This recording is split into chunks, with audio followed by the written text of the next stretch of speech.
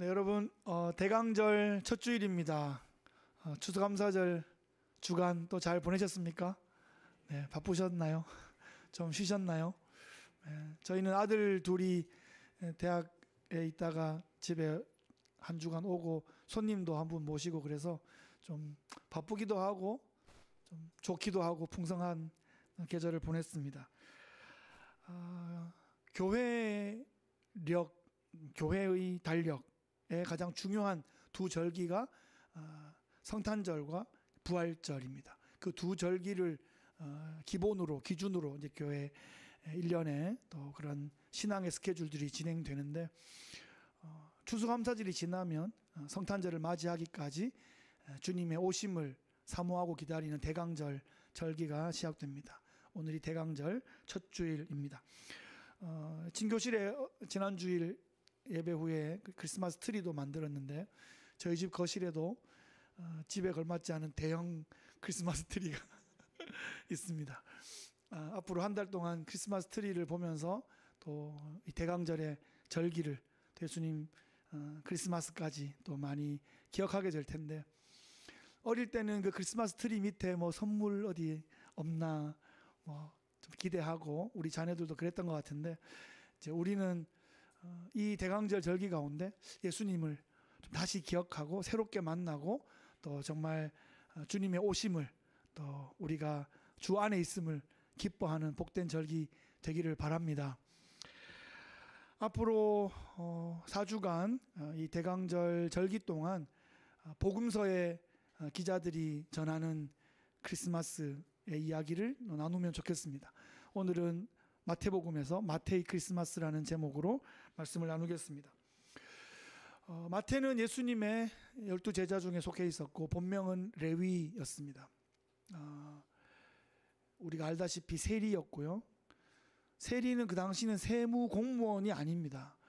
로마로부터 세금 징수권을 받은 좀 세리장이 있는데 우리가 아는 세리장은 삭개오가 있죠. 그 세리장이 세리들을 세금 징수원들을 고용해서 로마가 책정한 그 세금만큼을 로마에다 납부하면 그 나머지로 자기들 이제 월급을 거기서 받는 거예요. 근데 내야 될 거에 부족하면 어떻게 되냐? 자기 돈으로 메꿔야 돼요. 여러분 그런 상황이 되면 좀 넉넉하게 거두려고 하지 않겠어요? 그죠?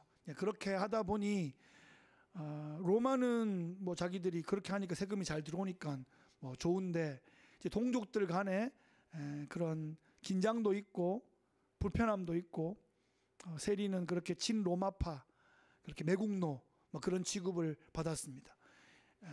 죄인들 뭐 창녀들 뭐 이교도인들 그런 정도의 취급을 받았습니다. 재정은 좀 넉넉했을지 모르지만 사람은 돈만으로 사는 게 아니잖아요. 관계적인 존재인데 태어날 때부터 이제 집에 태어나서 가정에서 엄마의 품과 엄마의 언어를 들으면서 모국어를 배우고 그 모국어라는 게 꼭 말만이 아니잖아요. 그죠?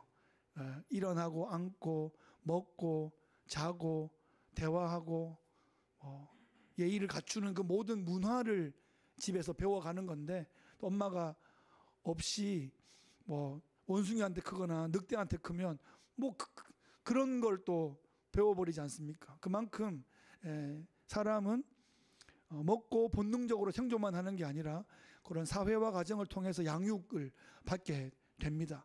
어른이 되어도 뭐 천상천하 유아독존 그러면서 혼자만 살 수 있는 게 아니고 사람은 관계적 존재입니다.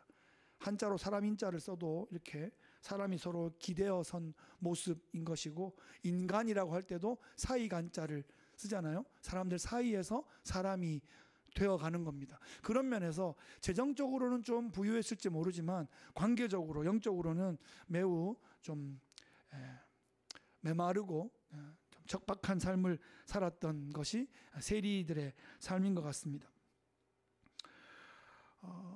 가버나움이라는 도시가 있는데 예수님께서 첫 번째 사역을 공생애를 시작하실 때는 나사렛을 중심으로 예수님의 그 어렸을 때 자랐던 나사렛을 중심으로 시작이 됐고 2년차가 되어 전성기가 되면서 가버나움으로 옮기셔서 가버나움의 선교센터를 헤드쿼터를 만드시고 그 가버나움이 좀 물류의 소통이 좀 많은 곳이었거든요. 거기서 많은 사람들을 또 효과적으로 전도하기 위해서 2년차를 보냈고 3년차는 이제 예루살렘으로 내려가시며 순환을 준비하시는 그런 시기였습니다. 그렇게 준비기, 전성기, 순환기 이렇게 예수님의 3년의 공생애를 보면 되겠습니다. 이 가버나움에서의 2년차 전성기 때 가버나움 세관에서 이 통관세를 받던 그런 세리 업무를 하고 있던 마태를 예수님께서 만나신 겁니다. 물류도 왔다 갔다 하지만 사람들도 왔다 갔다 하고 이야기도 많이 왔다 갔다 하는 그런 곳이 가버나움이었습니다. 그 세관에 앉아서 세리 마태가 얼마나 많은 이야기들을 앉아서 들었겠습니까? 그러면서 나는 돈은 여유가 있는데 사람들과 관계가 다 단절되고 사람들의 시선과 그런 눈치, 때로는 비난, 경멸 이런 것이 점점 그 마음을 막 피폐하게 하고 무너지게 했을 것 같습니다. 그런 와중에 예수님께서 가버나움으로 오셔서 여인들을 만나시고 이교도들에게도 복음을 막 전하시고 병자들을, 죄인들을 막 만나시고 그들과 함께 식탁을 하신다는 이야기를 들으면서 나도 예수님 만났으면 좋겠다, 그런 생각이 들었을 것 같습니다. 그런데도 본인이 예수님을 찾아갈 수도 없고 사람들에 둘러싸여 있는 예수님 사이를 본인이 막 헤치고 들어갈 수도 없는 그런 좀 힘겨운 상황이었을 텐데 예수님께서 어느 날 가버나움 세관에서 일하고 있는 마태 앞에 나타나신 겁니다. 열심히 일하고 있는데 마태에게 마태야 너는 나를 따르라 이렇게 부르신 거예요. 마태가 예수님을 찾은 게 아니에요. 생각은 하고 기대는 했을지 모르지만 감히 본인의 어떤 실력이나 노력으로 예수님을 찾은 것이 아닙니다. 예수님께서 마태에게 나타나신 것입니다. 부름받은 마태가 즉시 세관에서 일어나서 자신의 잡을 놓고 예수님을 따라갑니다. 그 어떤 보장이 있는 게 아닙니다. 잡 시큐리티가 있는 것도 아니고 무슨 파이낸셜 서포트가 있는 것도 약속된 게 없는데 부르심에 지체 없이 반응하며 풀타임 제자의 삶을 시작했습니다. 우린 여기에서 예수님께서 12제자를 처음부터 준비하고 사역을 시작한 것이 아니라는 것을 알 수 있게 되고요. 1년차 때는 몇 명이 아직 부족한 상태에서 진행이 되었고 2년차에 가버나움에서 마태도 2차 제자의 그룹으로 부름받았다는 것을 알게 됩니다. 그리고 예수님의 그 12제자의 그 이름들이 성경에 기록되어 있는데 그것은 구약의 12지파의 예수님의 이 신약에서의 회복이기 때문에 12제자를 따로 이름을 기록해 둔 것이고 그 12명 중에 마태의 이름이 있습니다. 세리의 매국노, 배신자, 세리의 이름이 예수님 제자 중에 있습니다. 그러니까 하나님 나라는 내 실력으로 가는 게 아닌 거예요. 부름받아서 가는 것입니다. 주위를 둘러보거나 자꾸 생각을 하면서 이렇게 판단을 막 하려고 하면 안 됩니다. 내가 예수님께 부름받아서 예배 드리게 되었고 복음을 듣게 되었고 이 자리에 예배의 자리에 함께 있는 것이죠. 내가 판단할 것이 없습니다. 주님께서 오직 판단하시고 나는 그저 부르심에 아멘으로 순종하며 응답하는 것입니다. 그것이 신앙이고 신앙생활입니다. 마태는 세리였던 자신의 은사를 발휘해서 예수님과 함께 동역했던 그 3년의 기간의 모든 이야기들을 잘 기억하고 기록해서 5묶음으로 이렇게 묶어가지고 모세 오경을 본따서 이렇게 마태복음서를 기록했습니다. 마태복음의 타겟층은 유대인들이었어요. 구약의 역사를 잘 알고 있는 유대인들에게 예수는 그리스도이시다라는 것을 소개해 주었습니다. 그래서 좀 특별한 방식으로 복음서가 시작되고 있는데 족보로 시작하고 있죠. 1장 1절 보시면 아브라함과 다윗의 자손 예수 그리스도의 계보라 이렇게 시작합니다. 유명한 본문이죠. 창세기 1장 1절이 유명한 것처럼 마태복음 1장 1절도 그에 못지않게 유명합니다.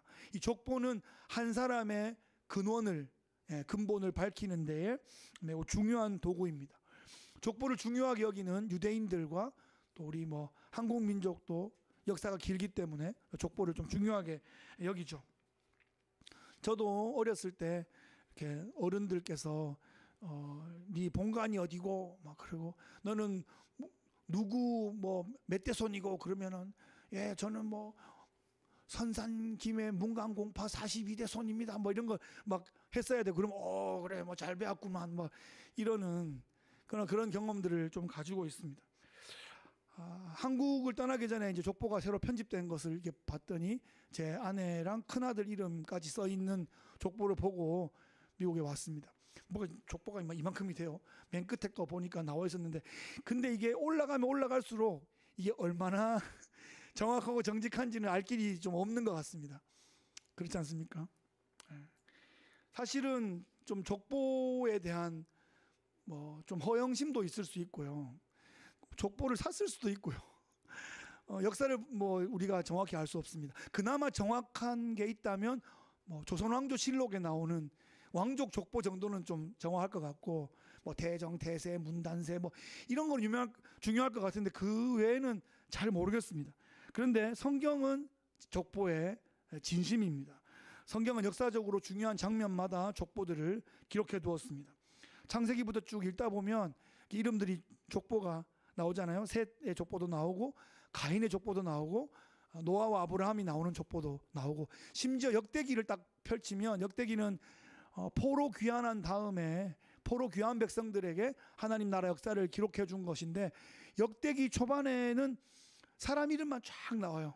사람 이름만 9장 10장 나오면서 구약의 모든 역사를 사람 이름의 족보로 다 이렇게 꿰고 있는 게 이스라엘 역사의 정리입니다. 그런 면에서 이스라엘 사람들, 유대인들에게 메시아를 증거하기 위해서 구약의 하나님 나라의 언약의 역사의 계보를 기록해 주는 것은 메시아를 증거하는 데 너무나 중요한 방식이었을 겁니다.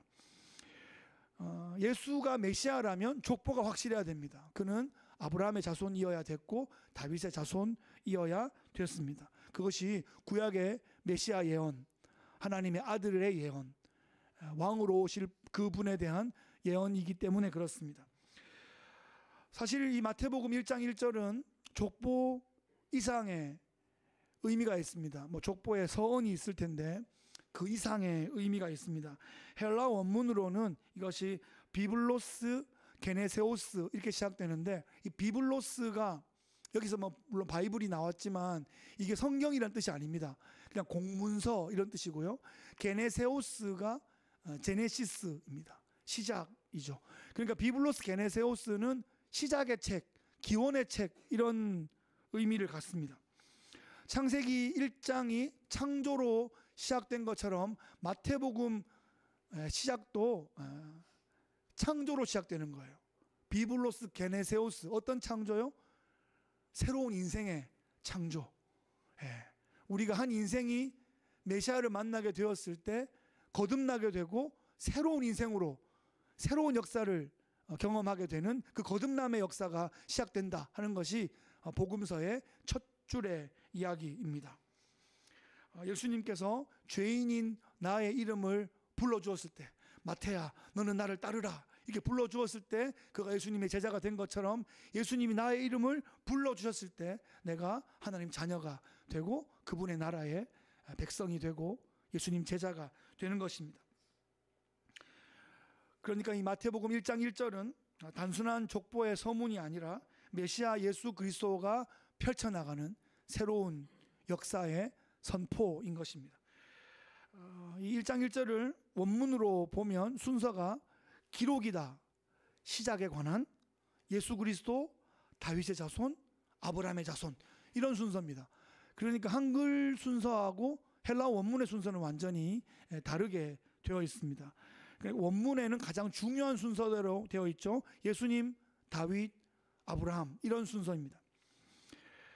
이 다윗이 아브라함보다 더 먼저 있는 것은 다윗 언약이 메시아를 드러내는데 더 유효하고 더 가깝기 때문이에요. 그 언약이라는 게 에덴 동산에서 선악과 언약부터 시작해서 희미하게 그 언약이 계속 점점 있다가 점점 밝아지면서 예수님을 낳게 되기 때문에 아브라함 언약보다 뒤에 있는 다윗 언약이 좀 더 선명하게 예수님을 비춰주기 때문에 예수님의 메시아 되심을 증명하기 위해서는 다윗과의 관계가 어떤가를 잘 드러내는 것이 족보에 있어서 매우 중요한 결정체였습니다. 그래서 예수님 족보에 다윗 이름이 많이 나오고 되게 중요하게 언급되고 있죠. 사실 예수님의 이 족보라는 것이 생물학적인 계보가 아닙니다. 딱 그게 맞지가 않습니다. 그리고 아들의 아들로 연결되는 것도 아니고 몇 대를 막 건너뛰기도 하고요. 심지어는 생물학적으로 연결이 안 되어 있는데도 법적으로 이렇게 연결되어 있으면 그것이 가문의 족보가 되는 것이에요. 누가복음 3장에 나오는 족보와 마태복음 1장에 나오는 족보는 서로 좀 차이가 있습니다.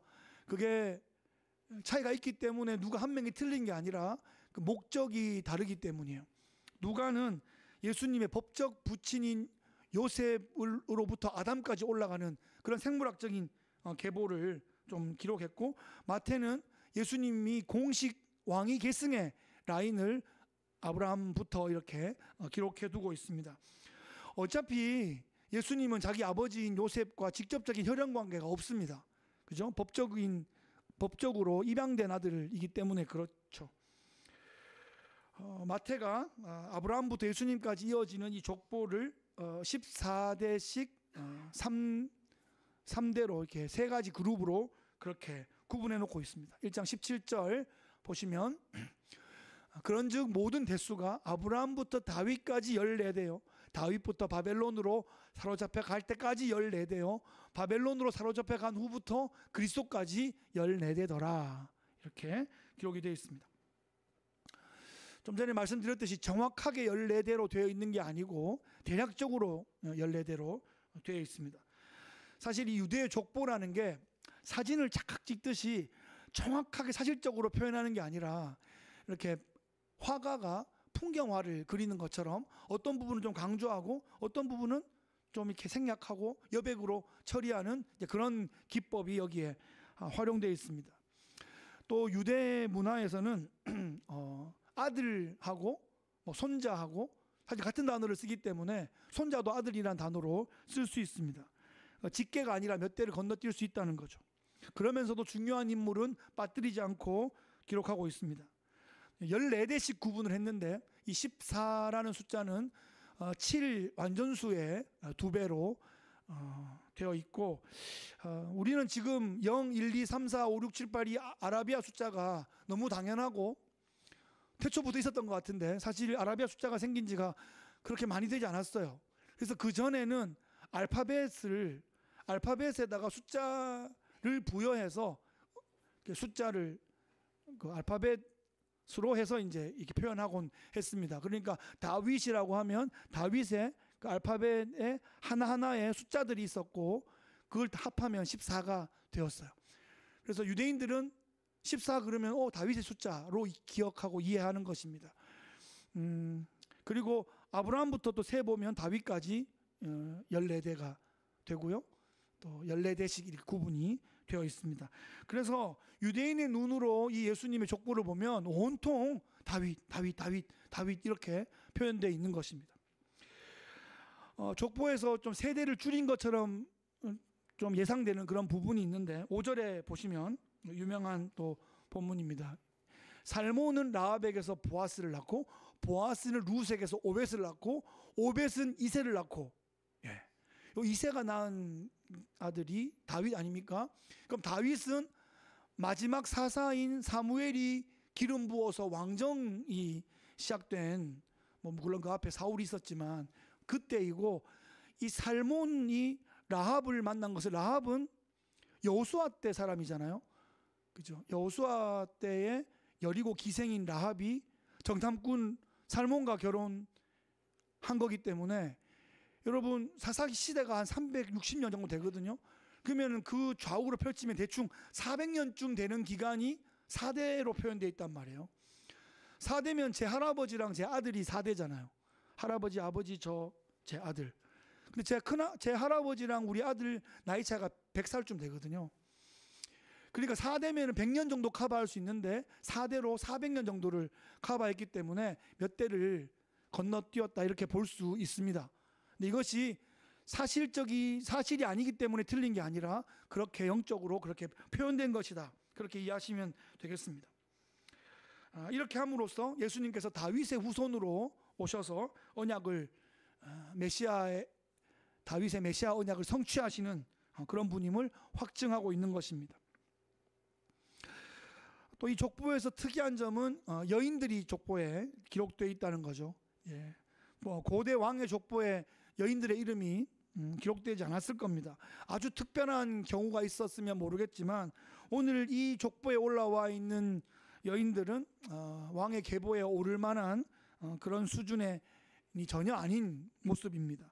처음 등장한 다말이라는 여인 아시죠? 예. 야곱의 넷째 아들인 유다의 며느리입니다.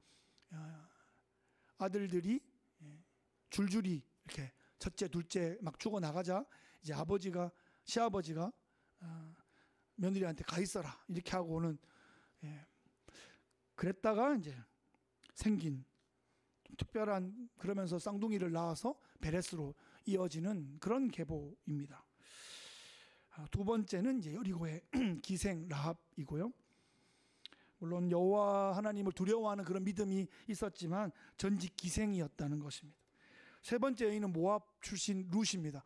물론 어머니의 하나님이 또 어머니의 민족이 나의 하나님 민족이 된다 하는 참 순전한 믿음 그런 순종을 보여줬는데 그 모습을 섬기던 모압 출신 여인입니다. 네 번째가 다윗의 충신이었던 우리아의 아내입니다. 이름은 밧세바인데 밧세바라는 이름도 쓰지 않을 정도로 그냥 우리아의 아내 유부녀였다라는 것을 강조해 주고 있습니다. 게다가 다윗과 이 밧세바 사이에 난 첫 아이는 죽었습니다. 마지막 여인이 예수님을 낳은 마리아인데요. 요셉과 정혼한 10대 어린 소녀로 정혼 기간에 요셉과 상관없이 아기를 가진 상황이 되어서 아주 가만히 그 정혼 관계를 끊으려 했던 그런 극적인 상황 속에 있었습니다. 이처럼 예수님의 족보에 등장하는 여인들은 평범하지 않습니다. 이방 여인이거나 창녀이거나 부정한 관계를 의심받던 그런 위기의 상황이었습니다.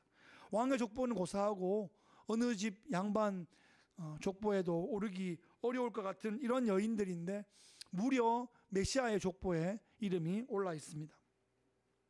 이것이 복음이라는 겁니다. 우리의 실력으로 시험 봐서 어떤 나의 업적으로 레주메로 들어간 것이 아니라 어떤 죄를 지었어도 어떤 평판을 받았어도 어떤 직업을 가졌어도 하나님의 은혜 입은 자가 하나님 나라 생명책에 기록된다 하는 것을 보여주고 있습니다.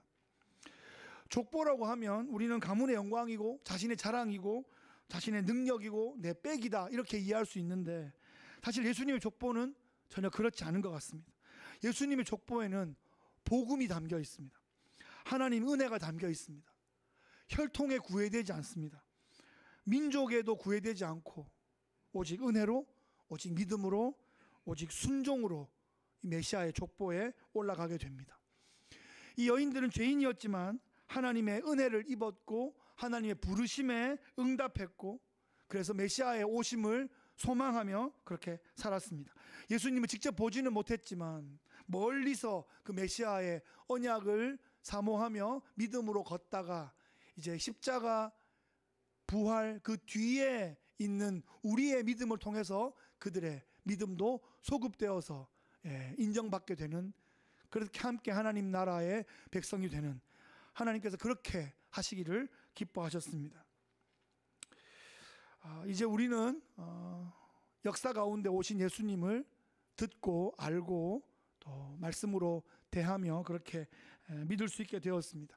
2024년 예수님의 오신 그때를 기점으로 우리가 세고 있는 이 서기력이 2024년이 되었습니다. 미국의 역사만 해도 제가 지난주에 플리머스락에 갔다 왔는데 거기 1620년 이렇게 딱 연도가 새겨 있더라고요. 그 돌에 이제 배에서 내려서 발을 딱 디뎠다는 전설이 역사겠죠. 그게 있는 그 돌. 야, 몇백 년이 지났구나 이렇게 세게 되는데 2024년에 대강절을 우리가 맞고 있습니다. 스스로에게 한번 질문해 봅시다. 나의 이름이 하늘나라 생명책에 기록되어 있는가? 과연 나는 하나님 백성이 확실한가? 스스로에게 한번 물어보시면 좋겠습니다. 사실 이거는 억지로 되는 게 아닙니다. 자신감으로 되는 것도 아닙니다. 하나님의 은혜 입은 자의 겸손한 확신으로 우리가 이것을 붙잡을 수 있는 것이죠. 여러분 예수님 만나셨습니까? 여러분 마음속에 예수님 계십니까? 천국 백성임을 확신하십니까? 아멘. 아멘. 아멘 하시면 좋겠습니다. 예수님의 그 의가 나에게 덧입혀져서 천국에 합당한 의가 되는 것. 여러분 제가 무슨 천국을, 이거는 겸손이 아니고요. 예수님께서 다 베풀어 주신 것을 우리가 거절하거나 무시하는 거예요. 예수님께서 당신의 의를 우리에게 부어주셔서 천국에 합당한 의를 우리에게 허락하신 겁니다. 믿음으로 아멘 하면 예수님의 의가 우리에게 적용되는 거예요. 이미 적용이 되셨을 텐데 여러분 이럴 때는 주신 분의 얼굴을 우리가 봐서라도 감사하고 아멘 하셔야 되는 거예요. 예수님의 의가 여러분에게 적용된 것을 믿으십니까? 아멘. 제가 뭐 윽박질러서 하는 거 아닌 줄 믿습니다. 다 겸손하셔서 그런데 혹은 다른 사람들도 막 생각해주고 하는 마음도 참 귀한 마음이지만 일단 내 이름이 천국의 생명책에 기록되어 있는가 하는 것을 먼저 기억하고 확신하는 것이 그게 더 중요합니다. 그것부터가 시작입니다. 자꾸 세종대왕 이순신 얘기하지 말고 지금 내가 복음 듣고 내가 확인하고 내가 믿고 확신하는가 하는 것을 그때마다 계속 확인해야 됩니다. 중요한 것은 각 사람이 하나님 앞에 단독으로 직접 서게 된다는 것입니다. 남자들이 어릴 때는 엄마 따라 교회 다니고 그리고 나중에는 와이프 따라 다니고 나중에는 딸한테 막 같이 맞춰서 교회 다닐지 모르지만 하나님 앞에 설 때는 자기가 서는 거예요. 혼자 서는 거예요. 옆에 없을 거예요. 하나님 앞에 단독으로 서게 될 때 내가 천국에 입성해야 될 이유와 근거, 그 확신을 선포하는 우리가 되면 좋겠습니다. 하나님 앞에 서면 떨리겠죠. 떨리는 게 정상일 것 같습니다. 좋은 떨림 있잖아요. 제가 좋은 떨림 그러면 한 두세 번이 기억납니다. 해병대 그 3스타 사령관 면접을 한번 보러 갔는데 그 3스타를 그 15분 만나기 위해서 3일 동안 계속 옷을 입었다 벗었다 하면서 대기하고 그분을 딱 만나서 15분 면접할 때 느꼈던 그 좋은 떨림과 설레임이 있습니다. 내가 해병대 사령관 앞에 지금 서 있구나. 그 떨림. 정인어른 처음 뵀을 때 그 좋은 떨림. 하나님 앞에 우리가 서게 될 때 그 좋은 떨림이 있을 겁니다. 두려움이 아니라 경외함으로 그 좋은 떨림 가운데 아멘 이렇게 아멘 이렇게 응답하는 그 모습을 계속 좀 기억해 봅니다. 내 이름이 천국 명부에 기록이 돼 있고 천국의 서기가 누굴지 모르지만 제 이름을 호명할 때 예 하는 그 모습을 자꾸 한 번씩 떠올려 봅니다. 제가 신대원 때 제일 큰 수업이 400명 한꺼번에 듣는 수업이 있었는데 그 교수님께서 다 모아놓고 수업하는 걸 좋아하셔가지고 막 본인이 수업 조정을 해가지고 강당에 다 모아요. 그리고 400명 이름을 한 명씩 다 부르는 거예요. 3시간 수업에 수업 이름만 한 30분을 부르는데 그 1반 지나고 2반 지나고 3반 돼가지고 강시부터 쫙 내려오면 제 이름을 기다렸다가 제 이름 부를 때 예! 할 때 그 강당의 400명 전체 앞에 제 이름이 불리고 예! 할 때 이게 좀 좋은 마음이 있더라고. 이 천국에서 내 이름이 불릴 때 막 아멘 하는 것 같은 좋은 설렘이 있었습니다. 여러분 교회 명부에 이름 올라가는 것도 여러분 가볍게 여기지 마시기 바랍니다. 서기가 이름을 부르실 때 예 할 때 마치 천국에서 내 이름이 불리고 막 대답하는 것 같은 그런 좋은 마음이 우리에게 있습니다. 저도 노회에 가가지고 이렇게 있다가 노회 이름 부르면 예! 할 때 말이죠. 아, 주님께서 이렇게 만장하신 분들 앞에 내 이름을 부르겠구나. 나팔 불 때 내 이름을 부를 때 정말 큰 소리로 응답해야지. 그런 소망들을 품어봅니다. 여러분, 사역팀에 내 이름이 이렇게 올라가고 동산에 내 이름이 올라가고 2025년 친교판이 다시 이렇게 붙게 될 텐데, 여러분의 생일이거나 와이프의 생일이거나 딸의 생일이거나 결혼기념일이거나 아니면 좋은 또 기도 제목이 있는 그날에 이름을 딱 한번 올리는 거, 이렇게 올리면서 야, 이게 천국 식탁에 내 이름표가 올라가는구나 하는 그런 좋은 마음 말이죠. 그런 마음으로 우리 교회에 우리의 이름이 올라가고 이름을 쓰고 이름이 불려질 때 내가 천국에 속해 있구나, 내가 천국 백성들을 섬기는구나, 그런 마음으로 함께 동참하면 좋겠습니다. 좀 옆에서 돕기도 하고 또 뒤에서 돕기도 하고 숨어서 돕기도 하는 것도 참 귀한 일이지만, 하나님께서 또 은혜 주시면 앞장서서 섬기는 일도 마다하지 않으시기를 축복합니다. 아멘. 아멘 하신 분들, 네, 감사합니다.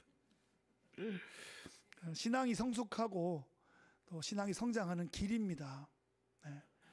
어렸을 때부터 이렇게 줄반장도 해보고 반장도 해보고 뭘 그룹 리더도 해보고 그렇게 해보면서 우리가 커왔는데, 요만한 우리의 공동체 가운데 작은 일들 하나씩 맡을 때 아멘으로 응답해서 그 몇 명 되는 팀들을 섬겨줄 수 있으면 그 팀도 성장하고 지체들이 성장하고 기관들이 성장하면서 하나님 나라가 얼마나 더 건강하게 커가겠습니까? 이렇게 둘러보시고 요거는 내가 좀 섬겨야 되겠다 생각하시면 기쁨으로 지원하시기를 바랍니다. 12월이 그런 시기입니다. 1월을 준비하고 새해를 준비하는 시기니까 기쁨으로 이름이 올라가고 이름이 불려지는 것을 자랑스러워 하시기 바랍니다. 여러분 인생 가운데 가장 중요한 이름은 무엇입니까?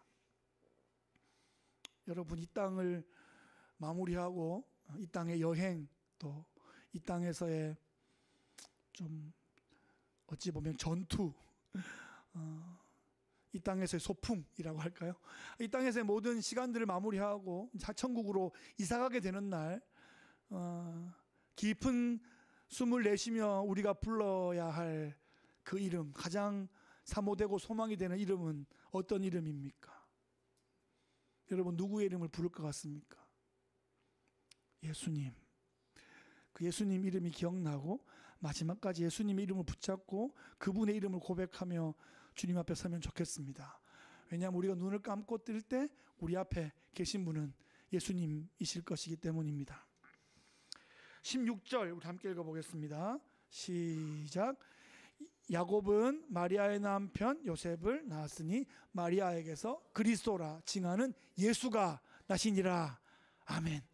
예, 신약 성경 복음서에 처음 예수라는 이름이 등장하고 있습니다. 요셉과 상관없이 마리아에게서 태어나신 예수님, 하나님의 성육신이신 예수님, 하나님이시자 사람이신 그 예수님, 하나님이셔서 구원하실 능력이 있으시고 사람이셔서 구원하실 상관이 있게 되신 그 완벽한 구원자이신 예수님, 그 이름이 내 인생 가운데 가장 소중한 이름입니다. 태어났을 때는 정신이 없어 부모님이 누군지도 알아보지 못하지만 우리가 또 이렇게 의식이 있고 깨어나고 언어를 알게 되고 복음을 듣게 되었을 때 그 복음의 내용에 아멘으로 응답하며 반응하고 그렇게 예수 그리스도를 구주와 주님으로 영접하게 된 그날이 우리 인생에 여러분 태어난 날보다 사실은 더 중요한 날입니다. 거듭난 날 말이죠. 천국 백성으로 확인된 날 말입니다. 그래서 우리가 예수님의 이름을 귀하게 여기면 좋겠습니다. 그러면 주님께서 우리를 얼마나 귀하게 여기실까요?